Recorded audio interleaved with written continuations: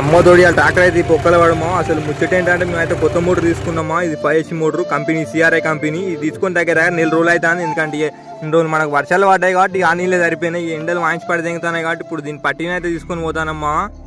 బండి మీద కూడా తీసుకోపోవచ్చు, కానీ వచ్చేటప్పుడు ఇక 2 మోటార్లు ఉన్నాయి. ఇక దాన్ని కూడా ఈ పట్టి మీద తీసుకొని రావాలి. బామ్మ పోయేస్తానే మోటార్ వీడియో చేస్తా, మోటార్ వీడియో చేస్తా.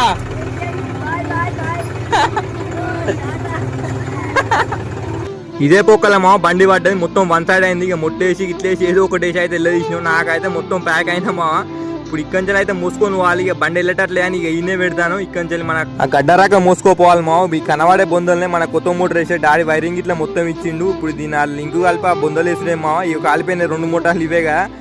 మాకైతే షేర్ అవుతామా. కాలినప్పుడు వాళ్ళు 4 వేలు కూర్చుతానే. ఇక ట్రాక్టర్ అటో ఇటో వేసి అయితే ఇక్కడరాక అయితే పట్టుకొచ్చినా. మళ్ళీ 2 మోటార్లు మోసం అయితే ఇక నాకు మళ్ళీ దమ్ అవుతుంది. ఈ పైప్ లైన్ మధ్యలోకి వేసుకుని పోతానా. మాకైతే మోటార్ అయితే పోతాను.